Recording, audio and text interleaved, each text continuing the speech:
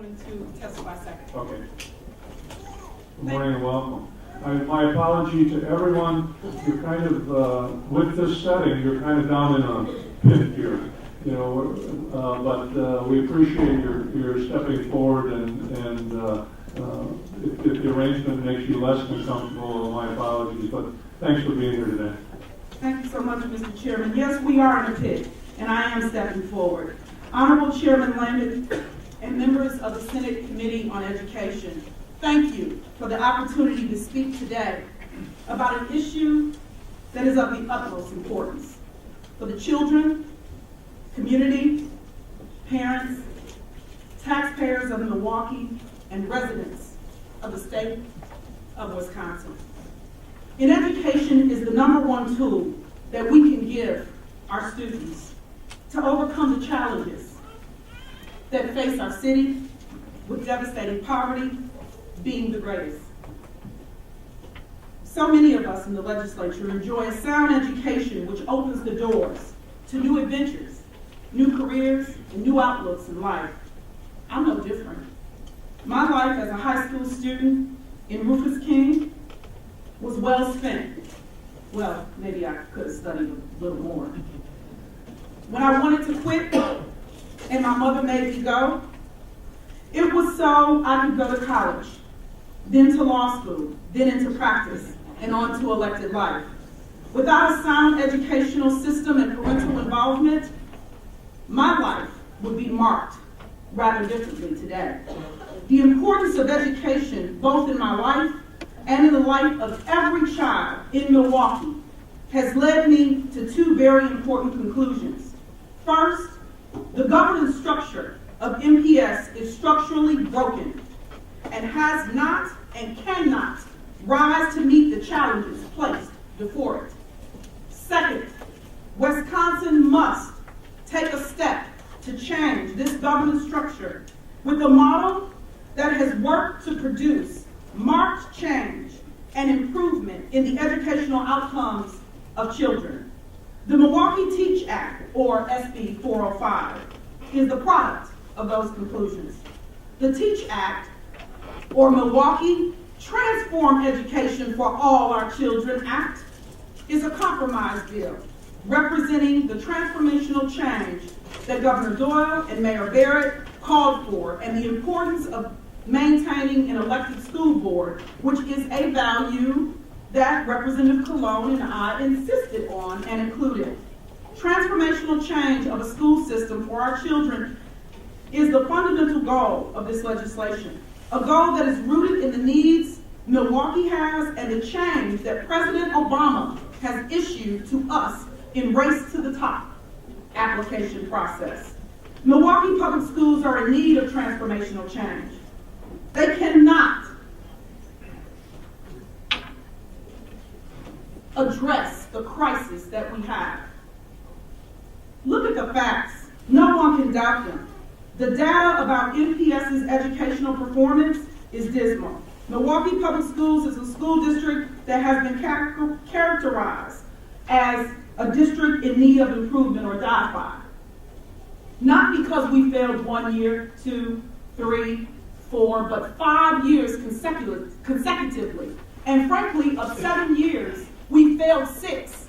But 1 year, when they changed the standards, we didn't fail that year when they reduced the standards. But we failed 5 years consecutively, and based on the results that have happened for the last 5 years, it's believed that we will be failing for the 6th year when those results come out. Over 70% of 10th graders in MPS did not achieve proficiency in math or reading this past year, according to DPI. At least 50% didn't.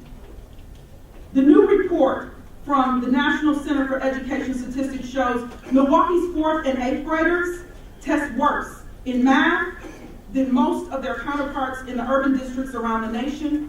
4th graders only scoring better than the children from Detroit. Our minority achievement gap is the worst in the nation in 8th grade reading, and second worst in 4th grade reading. We have the second worst achievement gap in 4th and 8th grade mathematics compared to the rest of the nation. How embarrassing. This is a moral obligation that we have. We all know these are not new problems for MPS. Rather, they have been the outcomes that unfortunately we have come to expect. People should be shocked, but we have come to accept it. The very crucial element of any system is the ability to react to the problem with bold and transformational fixes. This crucial element is missing in MPS. So we must change the system. In moving away from the system that has long tolerated these outcomes, the Milwaukee Teach Act provides mayoral accountability. 1 point of accountability. Consistent leadership over the school system in Milwaukee.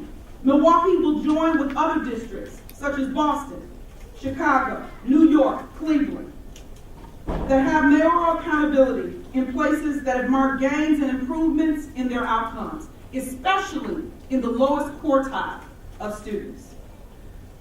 Please, don't take my word for the success of mayoral accountability. Read Dr. Wong's study that looked at 100 school districts across 40 states and see it for yourself. But consider these facts. Boston began in 1993. Their test scores have shown steady gains in student achievement every year since mayoral accountability.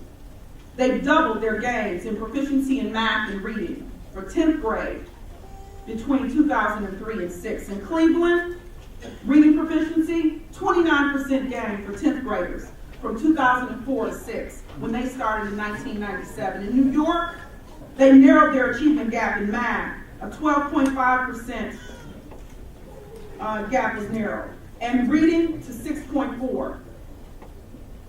All I'm saying is that research shows that these systems have given us different outcomes, and they provided the basis for creating change in those districts. The lack of consistent vision and leadership is unfortunate and is the failing part of our governance system. Under the Milwaukee Teach Act, there will be a consistent vision and plan for education in our city. The mayor facing the voters of the city every 4 years will be responsible for appointing a superintendent to create an educational budget and manage our city school system. With this new policy, a vision and plan can be allowed to be created to change what we all wish to see, which is better outcomes and accountability for our children in MPS. In transforming our education system, the need and the value of an elected school board is fully recognized. As I stated at the beginning of my testimony, a solid educational plan and parental involvement part should be kept in the system. Under the Milwaukee Teach Act, the school board alone has the power and freedom to become the parental ombudsman to the school system. The board will create and manage all aspects of parental involvement. After school, community programming, and pupil discipline.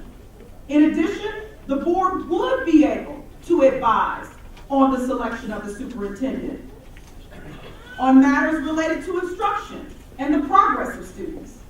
To those who say that this plan neuters the school board, I respond that now, more than ever, the school board can best serve its constituents by becoming the advocates of parents, students, and the community, helping them to navigate the system. There are more important points in this legislation that we need to talk about today, like the reauthorization portion of the legislation, which would allow taxpayers in Milwaukee to have the opportunity to reauthorize or mayoral accountability of the schools in April of 2017. If this system works, voters can retain it. If not, they can change it.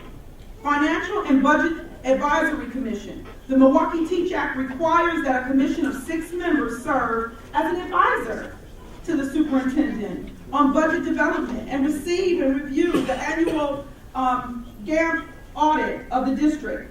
Members including the city comptroller, the common council president, the school board president, and other designees.